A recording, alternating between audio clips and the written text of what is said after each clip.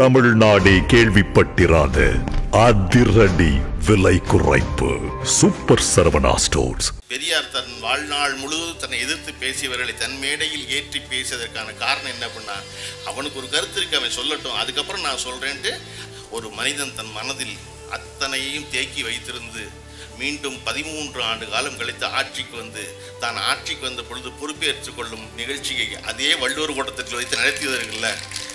இப்போ புதுசாக ஒரு பதட்டம் கிளம்பி இருக்கு.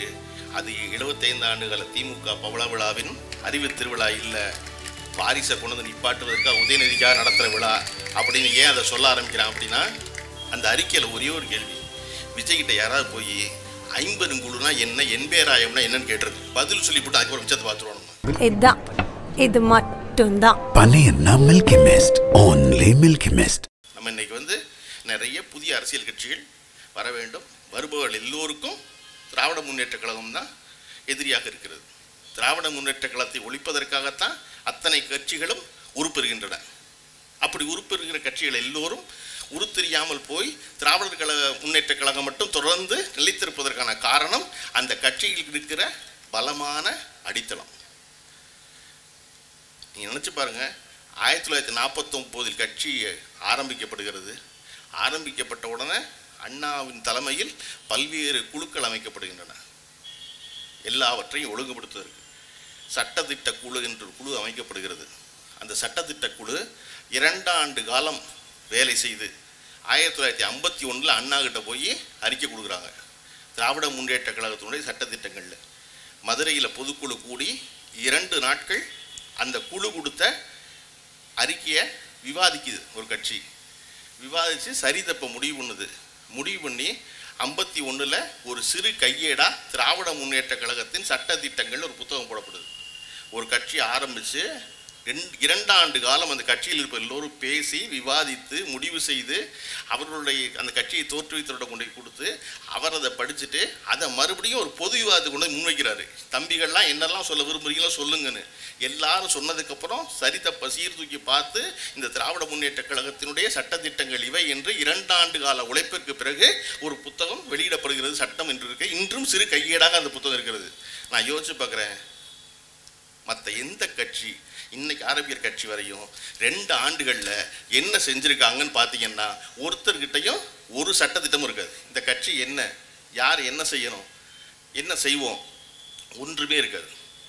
அப்போ அப்படியான ஒரு அடித்தளம் இருந்ததுனால தான் அந்த திராவிட முன்னேற்ற கழகம் அதன் பிறகு 16 ஆண்டு காலம் ஒரு கட்சி ஆரம்பித்தவுடன் ஆட்சிக்கு வர முடியாது. ஆனால் ஒரு 16 ஆண்டு காலம் வேலை செய்யுது. அதனுடைய அடித்தளத்தை மிக வலுவானதாக ஆக்கி எல்லா அமைப்புகளையும் ஒழுங்குபடுத்தி அதன் பிறகு தேர்தல் நிற்பது என்று முடிவெடுத்து ஓராண்டுக்குள் ஆட்சிக்கு வருகிறது திராவிட முன்னேற்ற கழகம். அப்போ இப்படி ஒரு அடித்தளம் எனக்கு இருக்கா, அதையெல்லாம் வச்சுருக்காங்களா, பண்ணி பார்த்துருக்கோமா அப்படின்னா அப்படி ஒன்றுமே இல்லை. நீங்கள் ஏன் வந்து திரும்ப திரும்ப இந்த அறிவு திருவிழா என்பது இவ்வளவு பெரிய பதட்டத்தை ஏற்படுத்துகிறது எல்லோருக்கும் அப்படின்னா, எதிர்கட்சியில் இருப்பவர்களே ஏன் பதட்டத்தை ஏற்படுது அப்படின்னா, இந்த கட்சி இந்த நாட்டு மக்களின் நலன் பேசுவதோடு அறிவை பற்றியும் பேசுகிறது.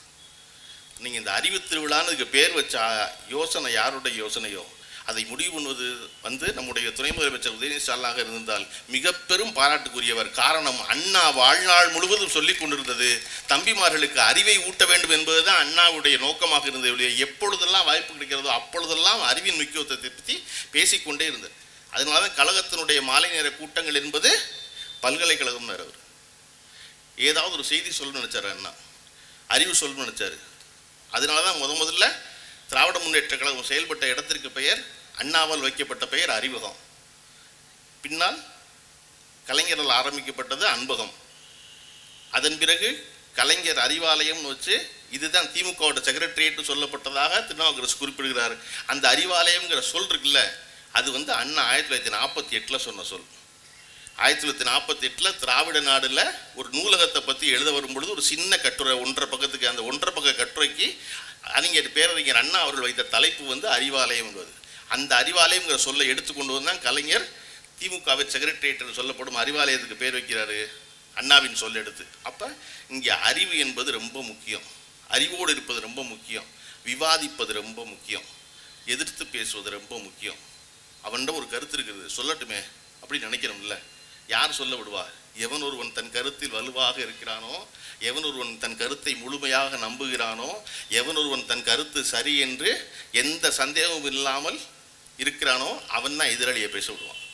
பரவாயில்ல, நீ சொல்லுமா.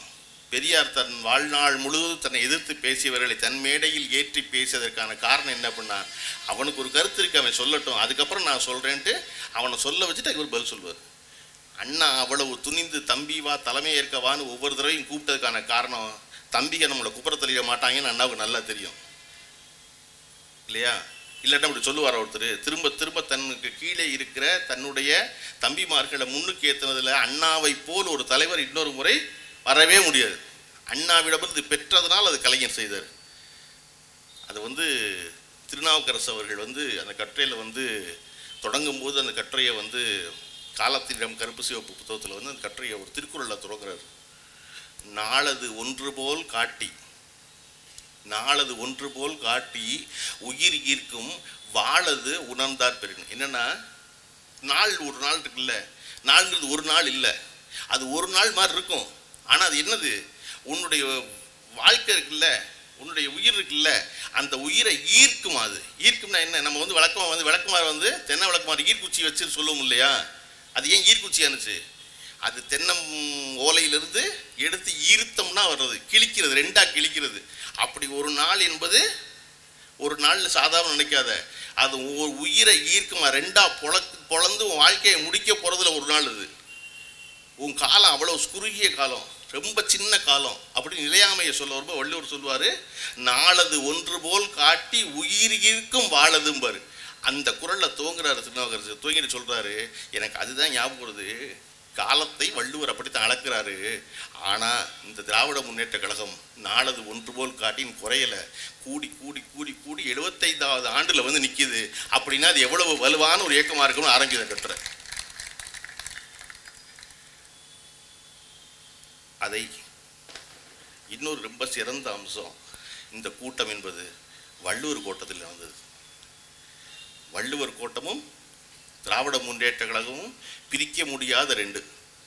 கலைஞர் அவர்களால் ஒரு மிகப்பெரிய கனவாக கொண்டு, தமிழ்நாட்டினுடைய மாடர்ன் ஆர்கிடெக்ட் யாருன்னா கலைஞர் தான். எனக்கு இன்னைக்கும் இருக்கிற வருத்தம், 5 ஆண்டு கால ஆட்சி நிறைவு வரப்போகிறது. இப்பொழுது எனக்கு இருக்கிற வருத்தம், கலைஞர் கட்டிய அந்த தலைமைச் செயலகத்தை நம்ம தலைமைச் செயலகம் மறுபடியும் ஆக்காமல் விட்டுவிட்டோமேனு எனக்கு இன்றைக்கி வருத்தம் உண்டு. நீங்கள் அது உள்ளே போய் பார்த்தீங்கன்னா பார்த்து அவ்வளவு ஈக்கோ ஃப்ரெண்ட்லியாக, அவ்வளவு பிரமாதமாக, பகல் நேரத்தில் ஒரு இடத்துல கூட விளக்கு போட வேண்டிய அவசியம் இல்லாமல் அவ்வளவு பெரிய பேருந்து வாகன நிறுத்தங்களோட அவ்வளவு சிறப்பாக 20 ஆண்டுகளுக்கு முன்னால் கலைஞரால் கட்டப்பட்ட கனவு அது. அது மாதிரி இந்த வள்ளுவர் கோட்டை 2 வகையில் கலைஞருடைய வாழ்க்கையில் மிகப்பெரிய இடத்த பிடிச்சது. ஒன்று, 86 டிசம்பரில் இந்த வள்ளுவர் கோட்டத்தின் வாசலில் தான் கலைஞர் அவர்கள் சட்ட எரிப்பு போராட்டத்தில் கைது செய்யப்பட்டு சிறைக்கு சென்று 86ல் கலைஞருக்கு கைதி உடை வழங்கப்பட்டது எம்ஜிஆர் அவருடைய ஆட்சியில். அது இந்த வள்ளுவர் கோட்டத்து வாசலில் வச்சு எரித்த சட்ட எரிப்பில் தான். அப்புறம் 1 மாத காலத்தினுடைய தண்டை காலத்துக்கு முன்னாடி கலைஞருக்கு சிறைகை கைதியினுடைய ஒரு கைதி உடை கொடுக்கப்பட்டது அப்படின்னு பெரும் கொந்தளிப்பாகி அதில் பெரும் பிரச்சனைகள் வச்சோன்னா எம்ஜிஆர் என்ன செய்யறதுன்னு தெரியாமல் அவசரமாக அப்புறம் கலைஞரை விடுதலை பண்ணார். அதை விடவும் ரொம்ப மனம் நெகிழ்ந்து கலைஞர் ரொம்ப நெருக்கத்தில் ஃபாலோ பண்ண ஆரம்பித்த இடங்கிறது எப்போ அப்படின்னா, ஒரு பெரிய ஆசையாக கனவாக பார்த்து ரசித்த ஒரு வள்ளுவர் கோட்டம். அந்த வள்ளுவர் கோட்டத்துடைய திறப்பு விழாவுக்கு முன்னாடி ஆட்சி கலைக்கப்படுகிறது. கலைஞருக்கு அழைப்புதல் கூட அனுப்பப்படவில்லை. அவர் இல்லாமல் திறக்கப்படுது வள்ளுவர் கோட்டம். ஒரு மனிதன் தன் மனதில் அத்தனையையும் தேக்கி வைத்திருந்து மீண்டும் 13 ஆண்டு காலம் கழித்து ஆட்சிக்கு தான் ஆட்சிக்கு வந்த பொழுது பொறுப்பேற்றுக் கொள்ளும் நிகழ்ச்சியை அதே வள்ளுவர் கோட்டத்தில் வைத்து நடத்தியதற்கில்ல. அப்போ நான் பள்ளிக்கூடத்தில் படிச்சுக்கிட்டு இருந்தேன். பள்ளிக்கூடத்தில் படிக்கும்போது நான் முதல்ல கலைஞரை ஒரு ஹீரோவாக பார்த்த இடம் அந்த இடம் தான். ஒரு மனிதன் எவ்வளவு பெரிய அடம் முடிச்சு இருந்திருந்தா, எவ்வளவு வைராக்கியத்தோடு இருந்தா, அதை மனசில் வச்சுருந்து, ஏண்டா எங்கள் ஐயனுக்கு நான் ஒரு கோட்டம் கட்டுவேன், அந்த கோட்டத்துக்கு நீங்கள் எனக்கு அழைப்புகள் என்னப்பா விடுவீங்களா, இருங்க நான் வச்சுக்கிறேன் அப்படின்னு சொல்லி அந்த வள்ளுவர் கோட்டத்தில் கொண்டு தன்னுடைய பதவியேற்பு விழாவை நடத்தியது இருக்கு இல்லையா, அதுதான் அவருடைய மிகச்சிறந்த மாசின். அந்த வள்ளுவர் கோட்டத்தில் இந்த அறிவு திருவிழாவை திருப்பி இளைஞரை முன்னெடுத்திருப்பது என்பது கலைஞர் விட்ட இடத்திலிருந்து தொடர்வதற்கான முயற்சி தான் நினைக்கிறேன். கலைஞர் அவர்கள் அதை போல தொடர்ச்சியாக வேறு வேறு காலகட்டத்தில் இந்த இயக்கத்தை கட்டி இழுத்து கொண்டு போய் கொண்டிருக்கும் பொழுது எல்லோருக்கும் இருந்த எண்ணம் என்ன அப்படின்னா, அண்ணாவுக்கு பிறகு இந்த கட்சி இருக்காது என்று சொல்லி கொண்டிருந்தவர்கள். ஏன்னா அண்ணா ஒருத்தர் தான் பேரறிஞர், அதுக்கப்புறம் மற்ற எல்லா தம்பிமார்களும் சின்ன வயசு பயில. அண்ணா போயிட்டாரா அந்த கட்சி இருக்காதுன்னு நினைக்கும் பொழுது அண்ணாவிடம் படித்த படிப்பில் கலைஞர் அந்த கட்சியை கட்டி இழுத்து கொண்டு வந்தார். கலைஞர் ஒருத்தர், யார் அண்ணா இருக்கும்போது யாருமே இல்லைன்னு சொன்னவன் பூரா கலைஞர் இருக்கும்போது கலைஞர் மட்டும்தான். கலைஞர் போனார்னா ஒன்றும் கிடையாது. அதுக்கப்புறம் அதெல்லாம் இது எல்லா கட்டத்தையும் பார்த்துட்டோம், ஸ்டாலின்லாம் ஒன்றத்துக்கு ஆக மாட்டார் அப்படின்னு சொல்லிக்கிட்டு இருந்தவன் கலைஞருக்கு பிறகு Stalin is more dangerous and கருணாநிதினு சொல்லி இப்போ ஸ்டாலின் தான் சொல்லிக்கிட்டு இருக்காங்க. ஸ்டாலின் தான் இருக்காரு அப்படின்னு சொல்லிக்கிட்டு இருக்கும் பொழுது இப்போ புதுசாக ஒரு பதட்டம் கிளம்பி இருக்கு. அது 75 ஆண்டுகால திமுக பவள விழாவின் அறிவு திருவிழா இல்லை, வாரிசை கொண்டு வந்து நிப்பாட்டுவதற்காக உதயநிதிக்காக நடத்துகிற விழா அப்படின்னு ஏன் அதை சொல்ல ஆரம்பிக்கிறான் அப்படின்னா, அவனுக்கு இப்போ தான் தெரிஞ்சிருக்கு. எங்களுக்கு அது 4 வருஷம் முன்னாடியே தெரியும், நீ அது இப்போ சொல்கிறனுக்கு வந்து அவன் இப்போ தான் கன்ஃபார்ம் பண்ணுறான். ஆகா, உதயநிதி இஸ் மோர் டேஞ்சரஸ் தென் ஸ்டாலின் போல இருக்கு. என்னடா படின்னு சொல்கிறத விடவே மாட்டேங்கிறாங்க.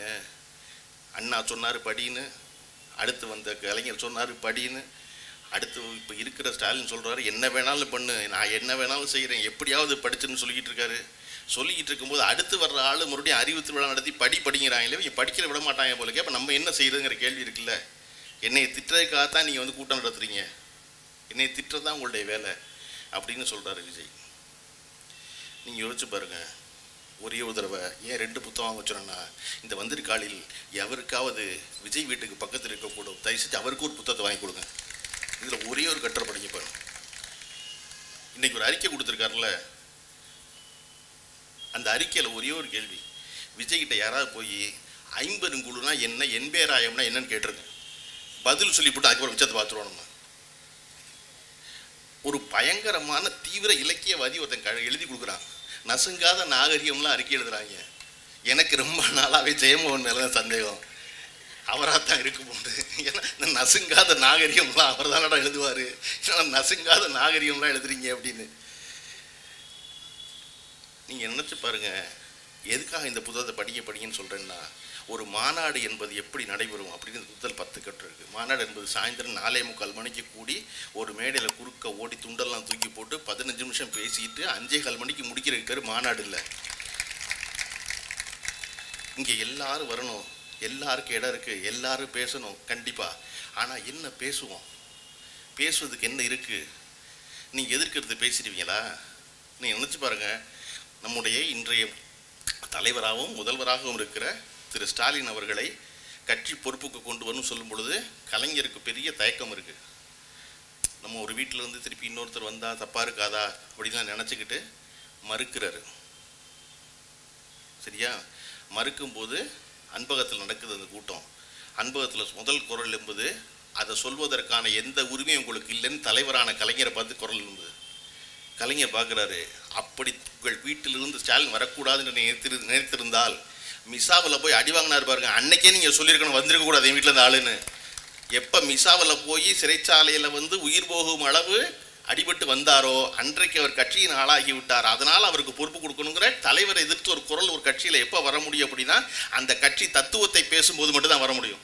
இங்கே ஒரு ஆழ்வின் அடுத்து சொல்லுவோம் மட்டும்தான் வர முடியும். அப்போ இது எல்லாவற்றையும் விவாதிக்க கற்றுக் கொடுத்தா மட்டும்தான் வர முடியும்.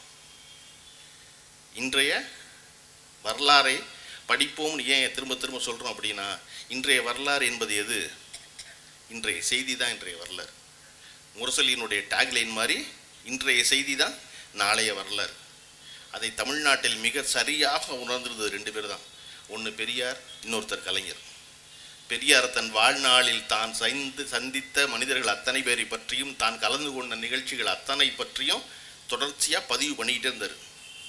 அதன் பிறகு அதை போல விடாது தன் வாழ்நாள் முழுவதும் தன்னுடைய வாழ்க்கையில் நடந்த அத்தனையையும் பதிவு செய்த ஒரே ஒரு இந்திய அரசியல்வாதி யாருன்னா கலைஞர் கருணாநிதி மட்டும்தான். நீங்கள் வந்து கலைஞர் அவர்களுடைய வந்து எழுத்தை வந்து எழுதியிருக்க வால்யூம் பார்த்தீங்கன்னாலே ஆச்சரியமாக இருக்கும். எப்படி ஒருத்தர் இவ்வளோ எழுத முடியும், எப்படி இவ்வளோ செய்ய முடியும், இவ்வளோ வேலை செய்ய முடியும் அப்படின்னு. அதாவது நெஞ்சுக்கு நீதி 6 பாகங்கிறது வேற. அவருடைய கலைஞரின் கடிதங்கள் பார்த்தீங்கன்னா 54 தொகுப்பு, 54 புத்தகம் ஒருத்தர் எழுதியிருக்குது. தன் கட்சிக்காரர்களோட உரையாடுவதற்காக அவர் எழுதிய கடிதங்கள் இருக்கு இல்லையா, 54 தொகுப்பு என்பது அடுக்கி வச்சிங்கன்னா கலைஞரை விட 2 மடங்கு உயரம் வரும் அந்த புத்தகம். அது இங்கே இருக்குது, கௌரவ பதிப்பகத்துடைய வெளியீடா.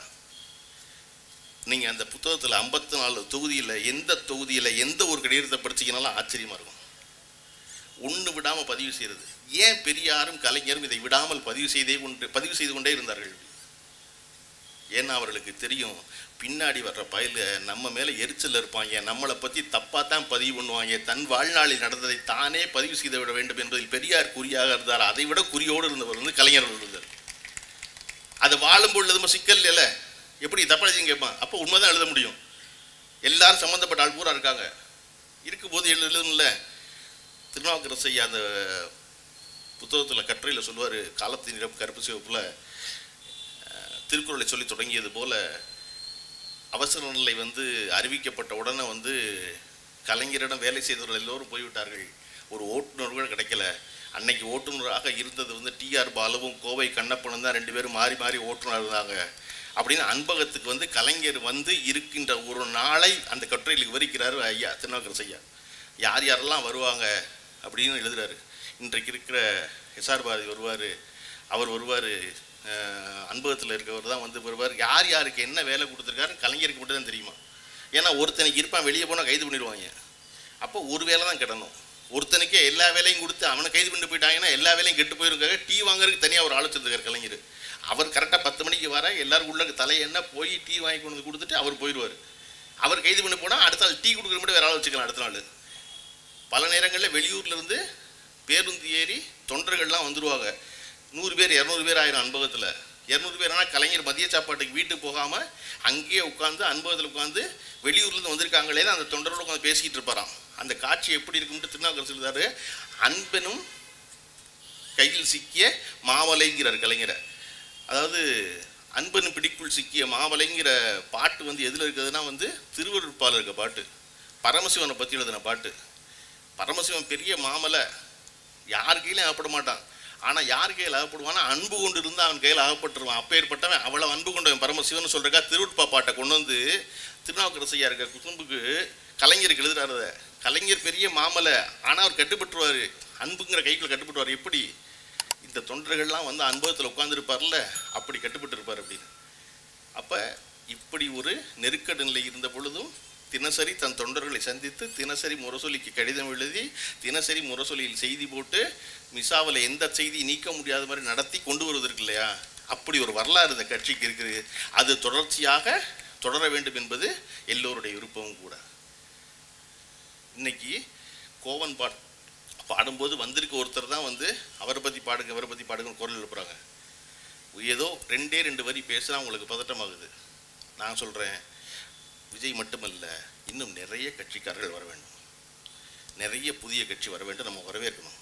அவர்கள் யாருக்கும் ஒன்றும் தெரியல. இன்றைக்கி நான் சொன்னதுக்கு பார்த்தீங்களா, ஒரு கட்சி ஆரம்பித்து 2 வருஷத்துக்குள்ளே சட்டத்திட்ட குழு போட்டு 2 ஆண்டு காலம் உழைத்த சட்டத்திட்டத்தை ஒழுங்குபடுத்தினா சொன்னாங்கல்ல, அது கூட நம்ம சொல்லித்தான் அவங்களுக்கு தெரியும். ஓ, கட்சி இதெல்லாம் செய்யணுமா, நம்ம இட்டுன்னு வர்றது இட்டுன்னு போகிறது தான் கட்சி நடந்துக்கிட்டு இருந்தோம், இட்டுன்னு வர்றது இட்டுன்னு போகிறது இல்லை போல இருக்கு கட்சி எப்படின்னு.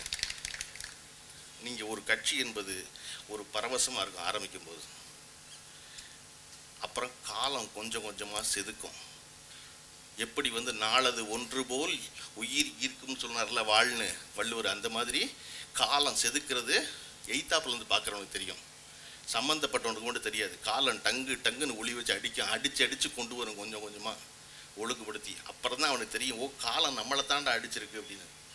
அது எல்லாருக்கும் நிகழும் கண் எதிர்க்க நீங்கள் இதை பார்க்கலாம். நீங்கள் பார்த்தீங்கன்னா விஜய் அவருடைய கட்சியுடைய முதல் மாநாட்டில் அவர் தனியாக நிற்பார், 8 அடி தள்ளி நிற்பான் எல்லாரும். இவர் உள்ளே வந்தால் அவன் எல்லாம் எந்திரிச்சிடுவான். எந்திரிச்சு நிற்பானா, இவர் 15 நிமிஷம் பேசுவாரா, 15 நிமிஷம் நிற்பான். 15 நிமிஷம் நின்னதுக்கப்புறம் இவர் போயிடுவார், அவனும் போயிடுவான், வந்தவனும் போயிடுவான், மாநாடு முடிஞ்சிடும். இவருக்கு மனுஷவாடையே ஆகாது. எந்த இடத்துலையும் பக்கத்தில் மனுஷங்க இருக்க மாட்டாங்களா? அப்படி தான் இருந்துச்சு 2 வருஷமா. 2 மாநாடு நடத்திருக்கோம். விக்கிரவாண்டி, மதுரை, அதெல்லாம் எல்லாம் முடிஞ்சா? பக்கத்தில் இருக்க மாட்டாங்களா? கரூருடைய துர்சம்பவம் நடந்துச்சா? 40 நாள் வீட்டுக்குள்ளே இருந்தாங்களா? திருப்பி ஒரு செயற்குழு கூட்டம் நடந்துச்சா? பனையூரில் கூட்டம் நடந்தப்போ உட்காந்தாங்களா? உட்காந்தப்போ விஜய் பக்கத்தில் வலது பக்கம் தோல் உரசி புசியானது, இடது பக்கம் தோல் உரசி ஆதவத்தில் உட்காந்துருக்காரு. மனுஷவாடி ஆகாது. இப்போ திடீர்னு பக்கத்தில் தோல் உரசி எல்லாம் உட்காந்து டாய்லெட் அப்படின்னா காலம் இப்போ தான் உளி கொண்டு அடி அடிச்சிருக்கு டங்குன்னு. அப்படி ஒன்றா சரி பண்ணி கொண்டு வருவாங்க எல்லாரும். நீங்கள் எல்லோரும் வரத்தான் இந்த திராவிட முன்னேற்ற கழகம் எவ்வளவு உழைக்கின்ற ஒரு கட்சி என்பதை இந்த மக்கள் உணர்ந்து கொள்வார்கள். நீங்கள் எஸ்ஐஆர் கூட்டம் போட்டு என்ன பற்றி தான் பேசுகிறீங்க, அறிவு திருவிழா கூட்டம் போட்டு என்ன பற்றி தான் பேசுகிறீங்க, எல்லா இடத்துல என்ன பற்றி தான் பேசுகிறீங்க அப்படின்னா, ஆமாம், யார் வரமாட்டேங்கிறானோ, யாருக்கு புரிய மாட்டேங்குதோ அவனை பற்றி தானே பேச முடியும். ஏன் தெரியுமா? வள்ளுவர் சொல்கிறாரு, இன்மையில் இன்மை விருந்தோராள்ங்கிறார். இன்மையுள் இன்மை, வறுமையிலே வறுமை இருக்குல்ல, அது என்ன தெரியுமா? வீட்டுக்கு வந்து ஒருத்தனை சாப்பிடுன்னு கேட்குறக்கு ஒன்றும் இல்லாமல் போச்சுன்னா அதுதான் பெரிய வறுமையா. இன்மையுள் இன்மை விருந்துராள், வன்மையுள் வன்மை, கஷ்டத்துலேயும் கஷ்டம். என்னன்னா மடவார் புறை மக்கு பயில பொறுத்துக்கிறது இருக்குல்ல, அதுதான் கஷ்டத்துலேயும் கஷ்டங்கிறார் வள்ளுவர். ஏன்னா அவனுக்கு சேர்த்து நம்ம வேலை செய்யணும், அவனுக்கு சேர்த்து நம்ம சிந்திக்கணும், அவனுக்கு சேர்த்து நம்ம உழைக்கணும். சரியா? ஏன் எஸ்ஐஆரில் உன்னை பற்றி பேசுகிறோம்? நீ வரமாட்டேங்கிறிய, பாவான்னு கூப்பிட்றாரு முதலமைச்சர். இது பிரச்சனைன்னு இந்தியாவிலேயே எஸ்ஐஆருங்கிற ஒரு ஸ்கீமுக்கு எதிராக நீதிமன்றத்துக்கு போய் வழக்கு போட்டு சட்டப்படி அவர்களை எதிர்கொண்ட ஒரே ஒரு கட்சி திராவிட முன்னேற்ற கழகம் தான். வேற யாருமே இந்தியாவில் எந்த கட்சி, காரணம் என்னன்னே புரியல. இவங்க என்ன செய்ய போறாங்கன்னு திராவிட முன்னேற்ற கழகத்துக்கு மட்டும் புரியுது. தேவி என்ன செய்ய காத்திருக்காங்கன்னா, கோவன் சொன்ன மாதிரி உருவுறது பாதி சொருகிறது பாதின்னு வச்சிருக்காங்கடான்னு. இப்போ கன்ஃபார்மாக என்னெல்லாம் ஓட்டுலேருந்து டிசில் தூக்கிடுவாங்க. ஏன்னா எனக்கு தெரியவா தெரியும் திமுக யார் உறுதியாக ஓட்டு போட போகிறானோ அவனை தூக்க போகிறான்னு. இப்போ இளைஞரணி தம்பிமார்களுக்கு பெரிய வேலை என்னென்னா, அறிவு திருவிழா புத்தகங்களும் அப்புறம் படிச்சுக்கலாம். அடுத்த 3 மாதத்துக்கு நீங்கள் தான் பிஎல்ஓ போல் போய் கிளம்பி ஒவ்வொரு வீடாக பதிஞ்சிட்டீங்களான்னு கேட்கணும். சரியா? அப்போ நம்ம போய் பதியிடமில்ல வீடு வீடா திராவிட முன்னேற்ற கழகத்தின் தொண்டர்கள் வேலை செய்கிறாங்கல்ல, எல்லாரும் உதயசூனுக்கு ஓட்டு போடுவாங்க இல்லையா? அப்போ அவனுக்கு சேர்த்து நம்ம வேலை செய்கிறோம். அது அவனுக்கு புரிய மாட்டேங்குது. டே வாங்கடா, உங்களுக்கு 10, எனக்கு 100 ஓட்டு இருக்குது, சரி உனக்கு 5 ஓட்டு இருக்குல்ல, 5 ஓட்டு போட முடியாமல் போயிட போகுது, வாடான்னு கூப்பிட்டா வரமாட்டேங்கிற. அப்புறம் என்னைய பற்றியே பேசுறீங்கன்னா, நீ தானே மக்கு வரமாட்டேங்கிற, உனக்கு தானே பேசணும் இல்லையா? அப்போ இங்கே ஏன் எல்லாருக்கும் பதட்டமாகிறது இந்த கட்சியை பார்த்து அப்படின்னா, இந்த கட்சி ஒன்று தான் தொடர்ச்சியாக அது பொறுப்பில் இருக்குது, பொறுப்பில் இல்லை, நடக்குது என்பது. அதிமுகவுக்கும் திராவிட முன்னேற்றங்களுக்கும் பெரிய வேறுபாடு உண்டு.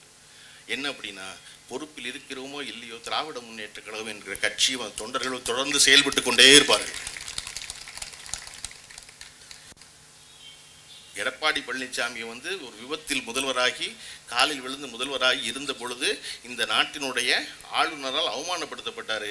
என்னுடைய முதலமைச்சர் அவமானப்படுத்தாதீங்கன்னு சொல்லி முதல் குரல் எழுப்பியது நம்முடைய இன்றைய முதல்வரும் அன்றைய எதிர்க்கட்சி தலைவரும் அந்த திரு ஸ்டாலின் அவர்கள் தான் முதல் குரல் எழுப்பினார்.